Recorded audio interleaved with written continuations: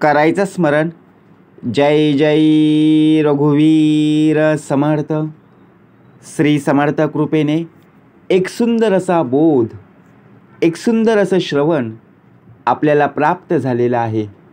या श्रवणाच्या माध्यमातून उत्तमाचं सामर्थ्यसुद्धा समर्थांनी प्राप्त करून दिलेलं आहे. बघा, प्रत्यक्षपणे भाग कसा दिलेला आहे, नक्कीच श्रवण करूया. समर्थ म्हणाले, आपण विचार करतो, देव परमेश्वर चांगल्याच लोकांची का परीक्षा घेत असतो? मनामध्ये प्रश्न येतो की नाही? जे लोक वाईट वागत आहेत त्यांची परीक्षा घेत नाही आहे, परंतु जी लोक चांगली वागत आहेत त्यांच्याच बघा नशिबात प्रत्यक्षपणे परीक्षा पाहायला मिळत असते. असं का? समर्थ म्हणाले, आनंदापेक्षाही मोठा जसा काही बघा प्रत्यक्षात आनंदाचा दिवस आणि समाधानाने आपला देह आनंद समजून घेणं आणि समजणं यात खूप फरक आहे. समजण्यासाठी बुद्धी लागते आणि समजून घेण्यासाठी मन असावं लागतं. आपण विचार करतो ना, आनंदापेक्षाही मोठा आनंद, आनंदाचा दिवस माझ्या दृष्टीने मला पाहता यावा, परंतु त्यासाठी आपलं मन मोठं असावं लागतं. समजायला सुद्धा बुद्धी लागते आणि समजून घेण्यासाठी मन लागतं. मग आपण विचार करतो ना, माझ्याच बाबतीत असं का घडलं? मी कोणाचं वाईट केलेलं आहे? कोणाचं वाईट केलेलं नाही आहे. आपण फक्त आपल्या देहावर विश्वास ठेवायचा. आपण कुठलीही चूक केलेली नाही आहे ना, आपण कोणाचं वाईट केलेलं नाही आहे ना. मग शेवटी प्रत्यक्षपणेच आपल्यामध्ये संयम असणं गरजेचं आहे. नको ते विचार आपल्या डोक्यामध्ये आणायचे नाही आहेत. आपलं एखादं काम जर रखडलं, एखादं काम जर झालं नाही ना, आपल्या मनामध्ये इतके वाईट विचार येतात. कोणकोणते विषय वाचनेमध्ये अडकलेला आहे, कोणाच्या डोक्यामध्ये अनेक विचार येतात. मग आपल्याला असं वाटतं की आपल्याच बाबतीत का असं घडलं?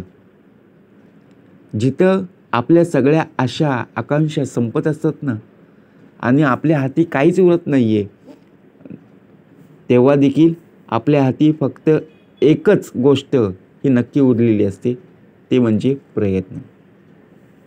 म्हणून लोकांचा विचार करत बसू नका. ज्यांच्याकडे काहीच नाही आहे ना त्याला लोक हसतात, ज्यांच्याकडे सर्व काही आहे तरीसुद्धा लोक हसतात. मग आपण विचार करायचं, आपल्याला पाहून लोक हसण्यासारखी, बघा आपल्याला पाहून लोक का हसतात? लोक हसण्यासाठीच आलेली आहेत ना. मग विचार करा, लोकांच्या आयुष्यात हसण्याचे दिवस आलेले आहेत. आपले दिवस रडण्याचे येत्या कामा नये. आपल्या बाबतीत सुद्धा हसण्याचे दिवस आले पाहिजेत, परंतु कोणाला न दुखावता. जेव्हा आधार द्यायला कोणीच नसतं ना, तेव्हा त्या निर्जीव काठीला सुद्धा मोलाचं स्थान असतं.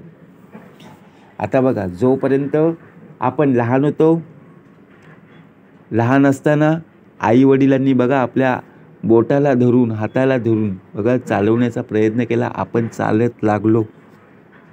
ईश्वरी कृपा आहे, आई वडिलांची कृपा आहे. परंतु आता पाहायला जर गेलो, आताची मुलं, आताच्या मुली आपल्या आई वडिलांना बघा एखादा त्रास असेल, आजार असेल तर त्यांना चालता येत नाही, तर शेवटी आपण त्यांना आधार देत नाही, तर त्यांना शेवटी बघा निर्जीव का वापर करावा लागतो, उपयोग घ्यावा लागतो ना. मग शेवटी आपण नसल्यासारखं आहोत. मग आपण जर त्यांना मदत केली नाही तर शेवटी लोकांची मजा होते. लोकांच्या पाहण्यामध्ये जो दृष्टिकोन आहे ना तो बदलला जातो.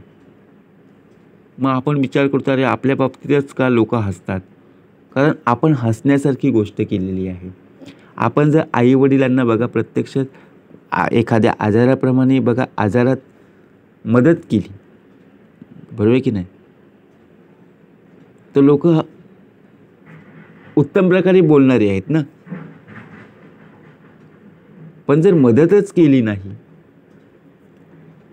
त्यांना बघा जो आधार द्यायचा असतो तो आधार दिला नाही, तर शेवटी लोक हसणारी आहेतच. कारण भांडण करणाऱ्या लोकांपेक्षा भांडण लावणाऱ्या लोकांपासून आपण सावध राहिलं पाहिजे. मग जी लोक भांडण करतायत ती उद्या चांगली होतील.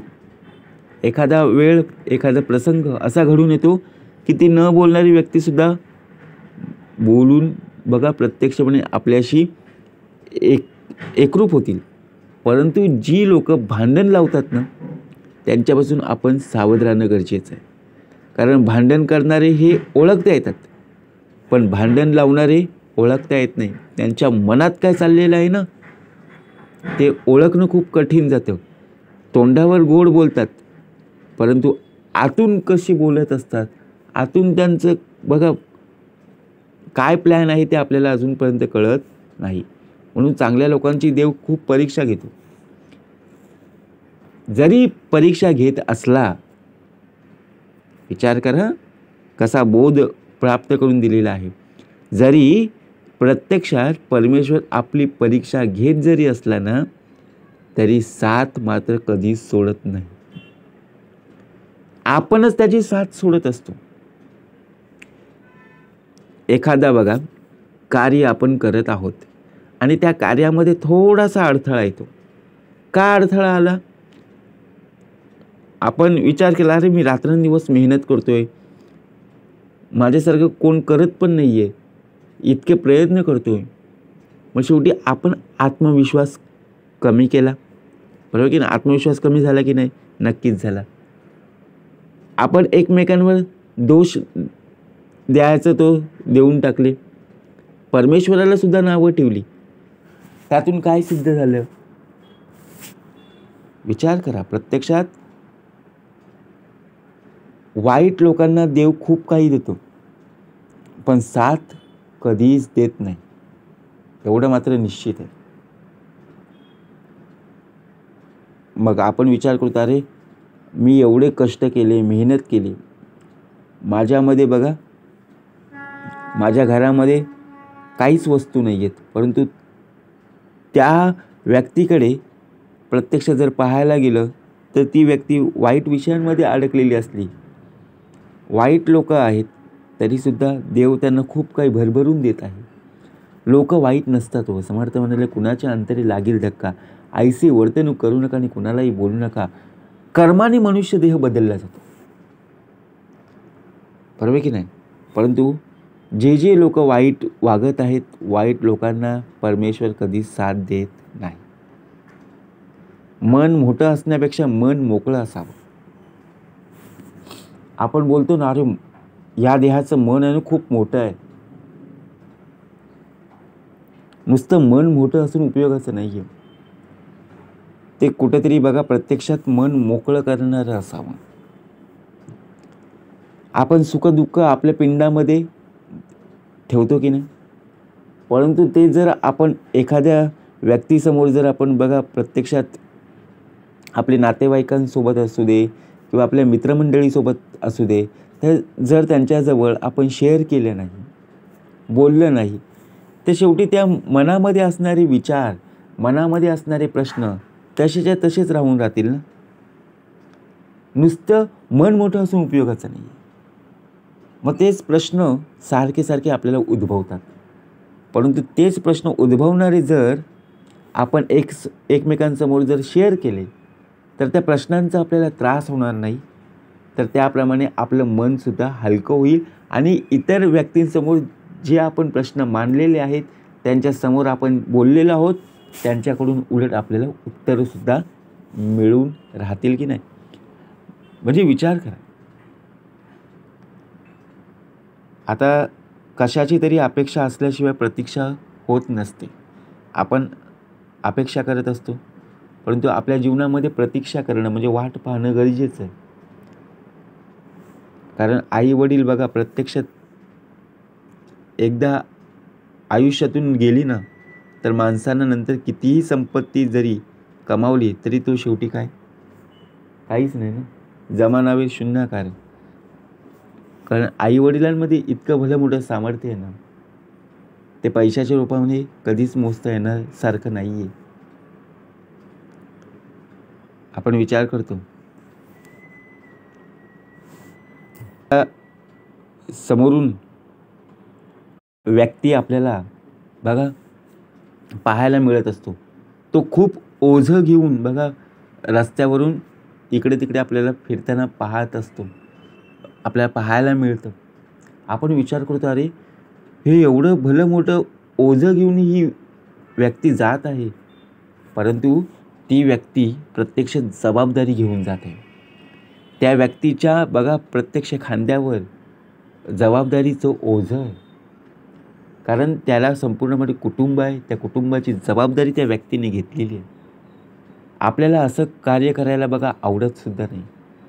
आपण फक्त लोकांना नावं ठेवण्यासाठी आणि प्रत्यक्षात लोकांच्या जीवनात बघा कसे प्रश्न येतील याचा फक्त आपण विचार करत असतो. परंतु आपला देह कोणत्या देहाला मदत करणाऱ्यातला नाही आहे, हे आपण स्वतःहून पाहिलं पाहिजे. लोकांना नावं ठेवण्यापेक्षा आपण स्वतःहून पाहावे आपणास आपण. मग चांगल्या लोकांची देव खूप परीक्षा घेतो की नाही? घेऊ दे परीक्षा, परंतु साथ देणारा आहेच ना. कार्यसिद्धीस नेण्यास श्री समर्थच आहे. मग कुणालाही बदलण्याचा खटाटोप आपण करायचं नाही. आपण सर्वांपासून अलिप्त राहायचं आहे. आपल्यामध्ये अलिप्तपणा असावा, मिळून मिसळून राहायचं आहे. परंतु कधीकधी आपण स्वतःवर जबाबदारी घेण्याचा आपण बघा प्रत्यक्षपणे पाहत असतो, तेव्हा ती घेतलेली जबाबदारी आहे ना, ही पूर्ण केली पाहिजे. स्वतःचं नुकसान होण्यामागं आपण माणसांना दोष देत बसतो. आता स्वतःचं नुकसान का झालं याचं कारण आपण स्वतःच असतो. परंतु आपण आपल्यावर नाव न घेण्यापेक्षा आपल्या हातून झालेली चूक ही लोकांवर आपण लादत असतो. मग साथ आपल्याला मिळेल का? नाही मिळणार. मग साथ मिळवण्याच्या दृष्टीने शेवटी आपला बघा अपेक्षाभंग होत असतो. जे आपण अपेक्षा करत होतो, माझ्या साथीला खूप लोक येतील, परंतु शेवटी ती अपेक्षा निघून गेली ना. शेवटी वाट पाहत ती शेवटी बघा पूर्ण झालेली नाही आहे. म्हणून स्वतःचा आपण विचार करता आपण आपल्या कुटुंबाचा सुद्धा विचार करणं तेवढंच गरजेचं आहे. कारण पैशासाठी लोक काम करत असतात, कारण आपल्या कुटुंबाचं, आपल्या परिवाराचं पोट भरण्यासाठी. या टीसभर पोटात आपल्याला बघा मेहनत करावी लागते, कष्ट करावे लागतात. म्हणून ज्या वेळेला आपल्या वाटेला परीक्षा येतात, त्या परीक्षांना सामोरं जाणं गरजेचं आहे. त्यामध्ये खूप भलं मोठं सामर्थ्य असतं. आपण बघा परीक्षा जवळ आल्या की प्रत्यक्षात आपण अभ्यास करत असतो. तसंच आपल्या वाटेला ज्या वेळेला बघा परीक्षा येतील ना, तेव्हा एकच अभ्यास करायचा आहे, ते म्हणजे नामस्मरण. देवाच्या नामस्मरणामध्ये, देवाच्या भजन कीर्तनामध्ये एवढं भलं मोठं सामर्थ्य प्राप्त झालेलं आहे ना, त्या प्रश्नांची उत्तरं तिथेच तुम्हाला मिळून जातील.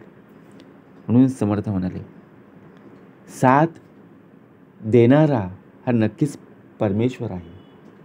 चांगल्या कार्यामध्ये सुद्धा प्रत्यक्षात आपल्याला साथ देणारा तोच आहे, आणि वाईट कार्यापासून रोखणारा सुद्धा परमेश्वरच आहे. म्हणून प्रत्यक्षात कार्यसिद्धीस नेण्यास श्री समर्थ आहे, या वचनावर विश्वास ठेवणं खूप गरजेचं आहे. जय जय रघुवीर समर्थ.